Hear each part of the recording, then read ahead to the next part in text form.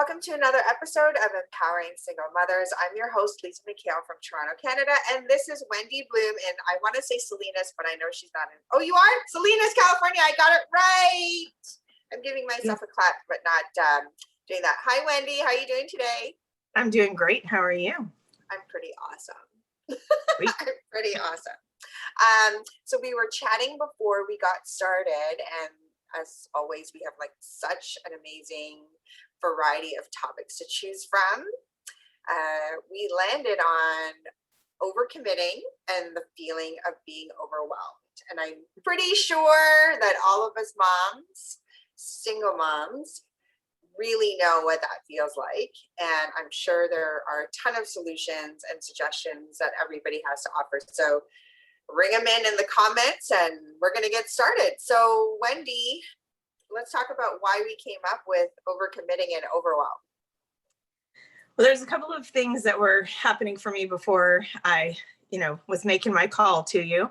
And one of them is I have been riding a Peloton with some girlfriends of mine. And I had this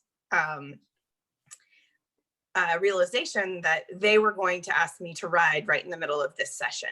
And I was like, do I need to recommit to my, empowering single mothers so that I can ride my bikes with my girl? Or, what am I supposed to do? I said that wrong, bikes with a girl. I meant bike with girls. Anyway, I was like, what am I supposed to do in order to do this thing that I know I want to do for my body, and I know I want to do for my soul, and I know I want to do for connection, that is now possibly going to be where I would not be able to do that because they are going to want to do it in something I already have a commitment. So that's what brought up the feelings. And then I was like, where else does this show up in my life? Where else am I wanting to change things that I have commitments to for other things that I hadn't previously had on my agenda? And how do I weigh the priorities? How do I weigh which one's more important? And then how do I not beat myself up for feeling guilty about which one's a priority?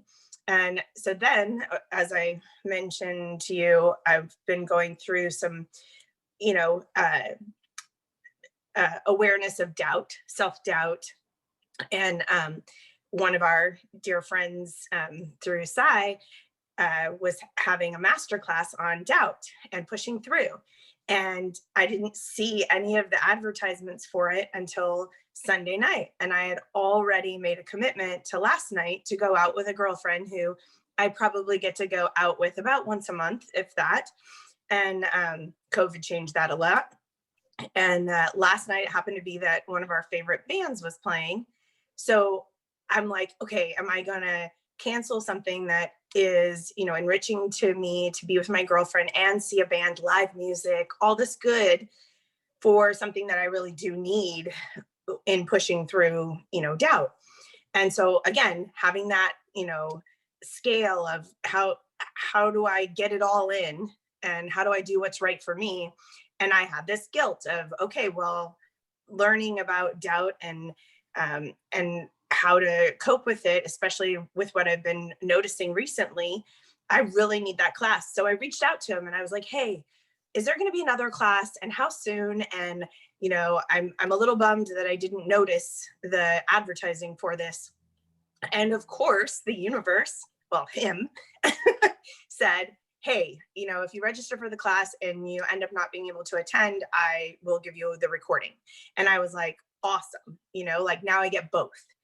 And it was still a exercise in what is important to me right now.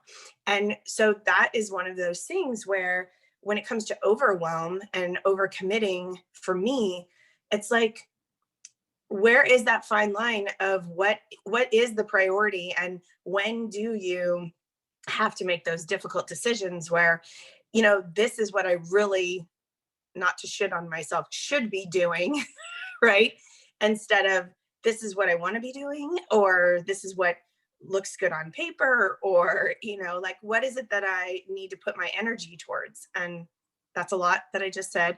That's how it feels though. I feel like there's so much to deal with and to fit into a schedule, and you have to take care of your kids, and you have to work, and you have to somehow have, I think, personal connection and life outside of work and kids.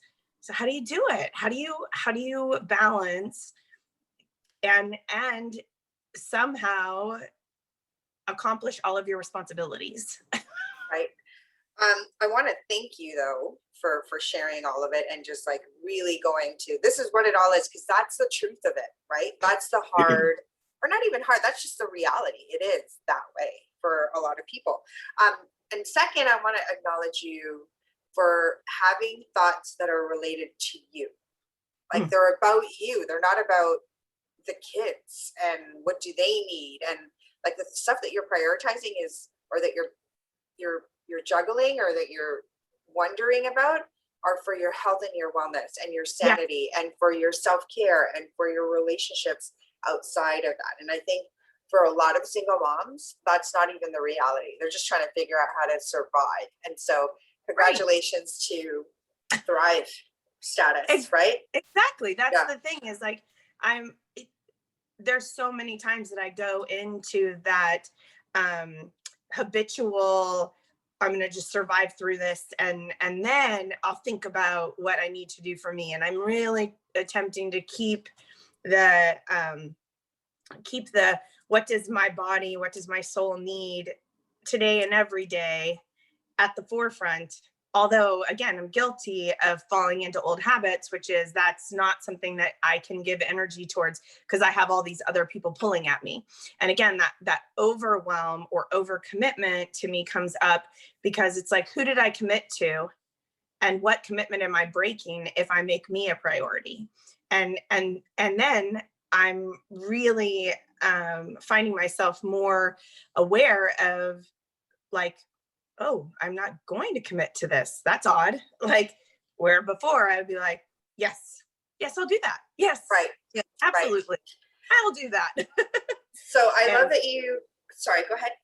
No, that's it. Yeah, I was going to say, I love that you brought in how we met. So we met through PSI or PSI seminars, and I'm glad that you're able to get that course from, and I'm just going to say his name, Cortland Warren. So like, let's tag him on this. And you have actually participated in a program that PSI offers that I think has some gems that you might be able to share or just reflect upon to maybe bring you to center on the overcommitting and overwhelm, because I know that pace setters leadership dynamics, aka PLD, is jam-packed with like specifically overwhelming you. At least from an outsider looking in, it looks like you are completely overwhelmed. And yet you're able to achieve so much. So what are some of the things that you can share without giving away the keys to the course, that when you reflect upon, you know, you could apply, not should, but could apply in order to reduce some of the overwhelm? Well, again, that it has to do with either getting a bigger plate, because my plate's full, or deciding what is worthy of being on my plate. And that's where I was saying, really identifying what am I committing to and why am I committing to it, and then sticking to my commitments, like having integrity and sticking to my word, that sort of thing. So I think those are the things I could share without sharing too much. Cool. One of the things though that I want to talk about, and maybe whether it's PLD related or not, is the feeling of guilt. Like I get the confusion, because you're balancing, like I said I was going to do this, but I really want to do this. There's some people who would say honor your commitments, and then there's some people who would say, well, do what your heart really wants you to do, and then there's other people who would say figure out how to do both. Which is what I am often I can do both. The question is, at what cost? Right? And so I can go out with my girlfriend, and Cortland provided an option for me to get the masterclass, right? So I was super, super thrilled that option was not at a huge cost for me, in the sense of it didn't take a lot for me to get both, right? Got it. And the one commitment with my girlfriend had zero impact with my wanting the other to be attained as well. Right. So I think that for me, I often go into the do both. And so I guess what I want to do is work on my muscle of choosing between, because Right. it's the choosing both that I bet causes most of my overwhelm. You know, Right. When you have to say no to one. correct. So when I choose to say yes to both, so then now I have two things that I have to do at the same time, or, you know, back to back, or it ends up on a list of things to do that is never going to be accomplished fully because I keep adding more to that list. I think everybody has one of those. So yeah. everybody has one of those. You know, I'll have a confession here. So I'm a list maker. Absolutely. I have I like pen and paper. So if I was digital, I think I would probably be way more successful and way more well, I likely would cut back on my commitments too. So what will happen is I will have my list, and it's an important list, and it's a list I'm using. And then it'll go into this pile that I know I'm going to look at tomorrow. And then tomorrow, for whatever reason, I'm working and I'm like, you know, I'm going to create a list for today, even though I have this list that's sitting over there and I haven't looked at it today. So I create this new list. And then I glance at the old list and I put the stuff that's on that list that's important to me today on that list. And I leave that list there for me to get to later, knowing that the really important things are on this list. And then a month goes by and I run across that list that I didn't look at because I created a new list, which is now my focus. And I'm like, oh, I never did that because I never moved it to my new list. And I'm like, oh, I still want to do that. So then it gets on a list a month later, right? And I've loved those memes. Oh, I love those memes that say, today I did a task that took me 10 minutes and I waited 6 months to do it. You know, like, what is that? Like, why do we do that to ourselves? Because again, I think there's something about having these things that aren't getting accomplished that is weighing on us, whether we're like conscious of it or not, you know? Right. I would agree that to some level, that is a burden that most of us carry. How we manage and handle that burden is like very individual, right? Yeah. So it's a practice to let things go. And I think as entrepreneurs, we're always like, what are the top 3 things that you have to do today? Everything else. Yeah, the eat the frog theory. I love that book. Yeah, I have not read it. However, it's a common thing that I see in other books, and I really do focus on what is the most important, and if it doesn't get done, then. Yeah, and then the other one that is a really amazing visual is the mayonnaise jar. Have you heard that one? I'm not familiar with it, no. So like a professor brings a mayonnaise jar into class, and he has some large rocks. Oh yeah. Small rocks, some pebbles, some sand, and some water. And if he puts the water in the jar, and then the sand, and then the pebbles, and then the rocks, then the big rocks won't fit. Right. There's no space for them. Right. However, if he puts the big rocks in first, and then puts the small rocks, and then puts the pebbles, and then puts the sand, and then puts the water, every last bit will fit into the jar. And just a really interesting visual of what is the priority. And that's what I was saying to you, that I will, again, I'm guilty of, okay, so those pebbles, they're going to give me a feel good right now.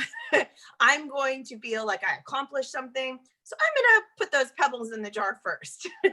And that is where you get to this place where you're not able to fit it all in. And so or not able to fit the things that really could be the biggest priority. So that's not what we talked about up until now. So I think you just discovered something about how you are going to manage your priorities. Well, and again, determine, right? Like, yeah, what is important to you, the specific pebble or the big rock?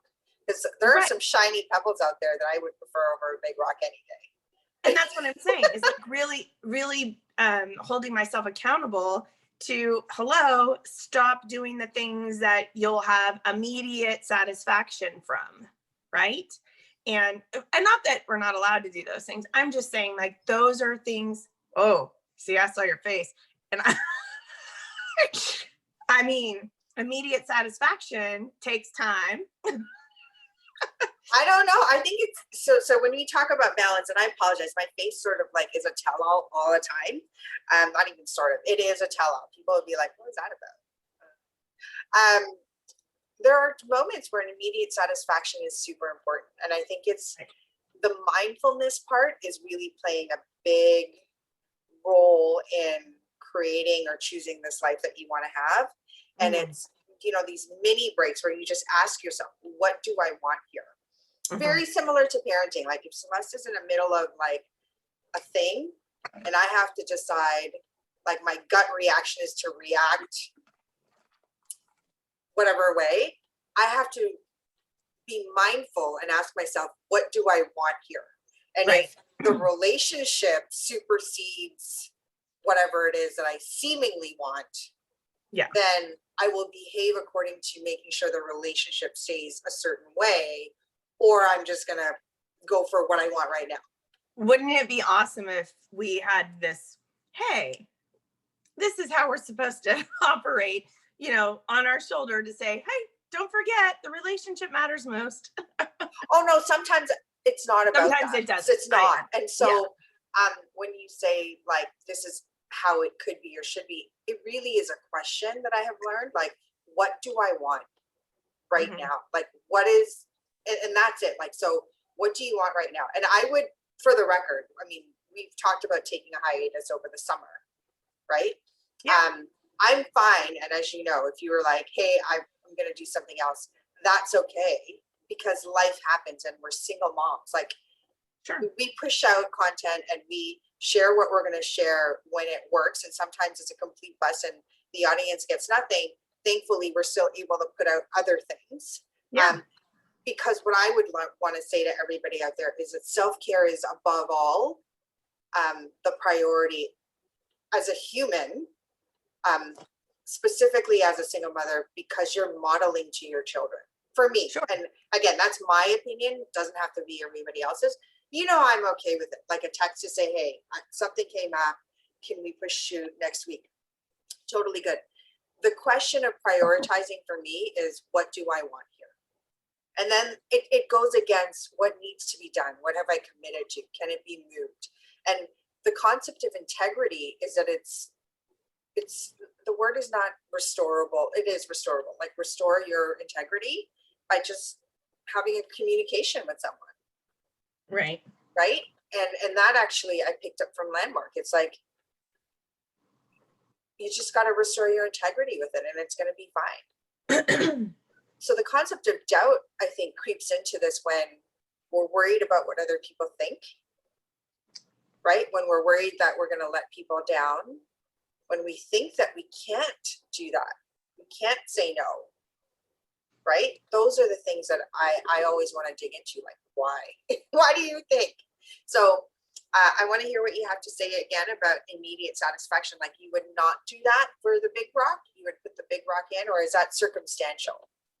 Well, that's what I was saying. It's like, again, I definitely am guilty of choosing to do what feels good today in the moment, or something that I know I'm going to get that adrenaline or, whatever it is for accomplishing something, getting a small task done, because that feels good when I've got this big luring one that is potentially more important, that I'm not going to tackle because I'm not going to get that feel good right away. It's going to take a longer time, more energy. So again, those are things that I'm really working on. And again, I'm sure there is a really beautiful way for me to recognize that I am allowed to do some of the pebble things and feel good in the moment and all of that, and it will still work, right? I just have to make sure I'm not doing all of the little pebble things before I get to the big rocks. I think that's, the focus is how much of the little feel good things am I just, attempting to make myself feel good without doing the things that do matter. Which, one of the things I think with what you said about what is it that I want, right? It's like in losing weight. Okay. I want to lose weight. I also want a freaking taco, So which one do I want more? In that moment, I bet you it's the taco that's going to win, because it's right there in front of me and available. And, it's an easy feel good. It tastes good. I love it. Right. And truly, I want to be healthier. Right. So like, what is the balance I'm going to commit to myself? And then how do I remind myself that want of being healthy and having, feeling better, doing activities because I have less weight on my bones, those types of things. How do I remind myself of that priority? Right. Right. And everyone has different ways of doing that. Like, I know people that put pictures of themselves on the fridge, whether it be a picture of themselves disgusting that they don't want to see, or picture of somebody, like they used to be and they want to get back to, whatever. I don't know my magic trick yet. Yeah. Yeah. That is an example for me of the want, right? And then that's a really not bad. That is a really tricky one, because the want, right, truly is, I want to be healthy. And what are ways that I can get that feeling of having a taco that is going to be in alignment with that health, right? And so is that going to be a taco salad instead of a real taco, right? Like, yeah. what is it that I can do to have both? Again. Right. So It's an interesting thing. I mean, we've talked about it. I mean, I've cut a fair bit amount of weight in like over the last year, or creeping on 2. And one of the programs that I subscribed to, which was called Bright Line Eating, there were 4 lines. You no flour, no sugar, so tacos would be out. And then, so taco salad would be okay. No flour, no sugar. You commit your food for the next day, so you're not thinking about what you're eating. You already know. You weigh and you measure your food, so you're sort of like sticking to a portion count. So if quantities is your thing, for me that would be a trigger. So quantities would be a thing, and then you commit to only eating what you said you were going to eat. Right. Okay? It was really good because the program actually has outside of your self accountability, right? So when you say, how are you going to reduce some of the overwhelm, which in this particular program boosts the willpower, or like monitors the willpower tank.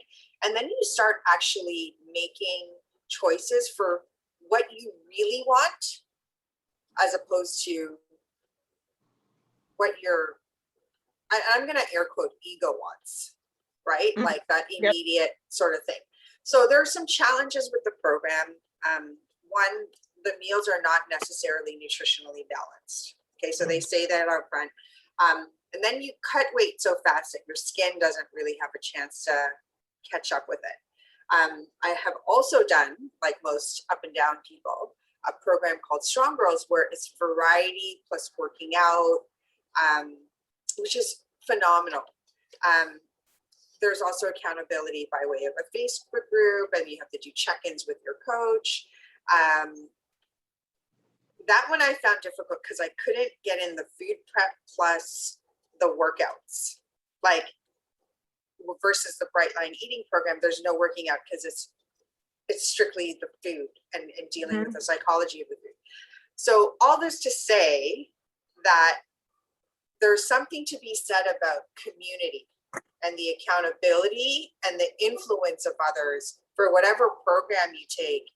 This is not one of those things unto an island mentality that you do on your own. Accountability is a huge part.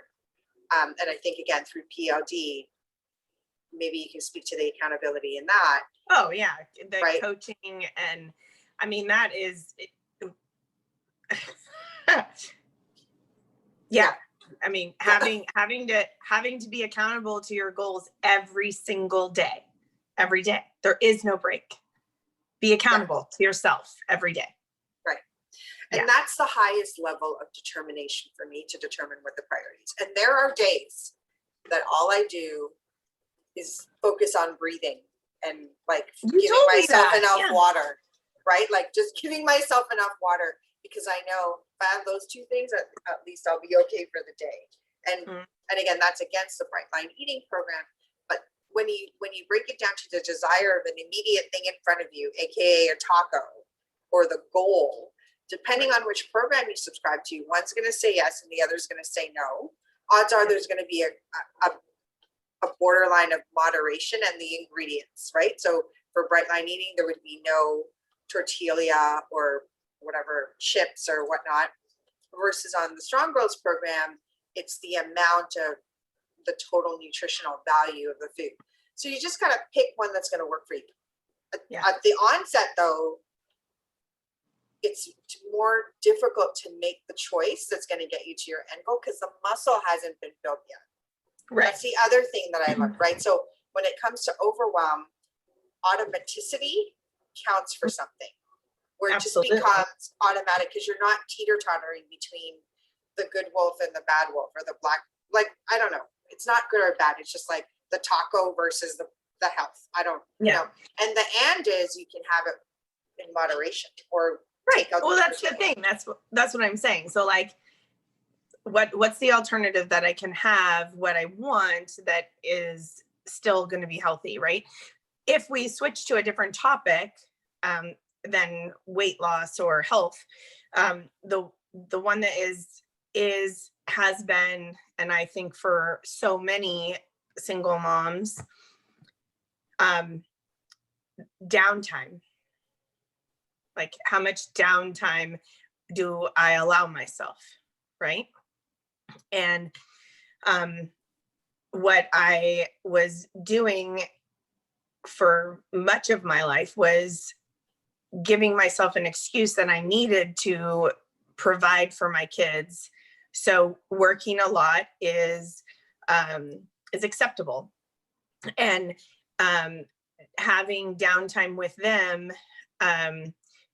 even though it was a priority, I would often make an excuse that I needed to work because I need to have the funds available to do things with them, or I don't know all the things that I allowed myself to say to myself. However, so I've been putting off doing something with my kids for way too long, and had the excuse of COVID because you really couldn't go anywhere. So we spent time in the house, played games, whatever. That's not, even though it counts, it wasn't the type of thing that I was like, hey, I'm checking out from work to be with you doing something specific that we planned, right? And so last weekend, despite several things that said to me, no, you need to work. Oh, it's not that important for us to do this, that sort of thing. I did it, and I left as soon as I got out of school on Friday. We went 2.5 hours south to a little town called Cambria, and I surprised them with a horseback ride on a trail that leads to the top of a hill or a mountain with an ocean view, and then went back down the mountain. It was like a 2-hour trail ride, and I didn't have my phone on as far as like communicating with anyone. I did take a lot of photos and videos for the capturing of the experience, because those are things that are important to me. And then I didn't have my phone, like I didn't use my phone at all for the next 3 hours after that trail ride, which was a pretty big thing. And then when I did look at the phone, there were multiple opportunities for me to work in the text messages that I received and emails that I received. And so I responded to them saying, can I do this for you on Monday? And that was a new thing for me to, on a Saturday midday, tell someone I'm suggesting that I do this 2 days from now. Not something that's not in my comfort zone. And only one of the requests that I got gave me a no, this is urgent reply, and so I did on a limited basis what I needed to for that particular situation, and then stay committed to being present and not going to the work side, right? But for me, I said, but dang, the challenge for me is recognizing that downtime is a priority, right? And so like not allowing guilt for the downtime. And so I can bring this all back into the Cortland masterclass and going out with a girlfriend, right? Technically, the Cortland masterclass to me is personal growth. It's, my life and well-being. And going out with a girlfriend is likely not technically as important. However, those relationships really are important to me. So those are the kinds of overwhelm. It's like, oh, how do I choose? Yeah. So you did great though. Yeah. I hope our single moms heard that you took a different position. You did do what was important to you.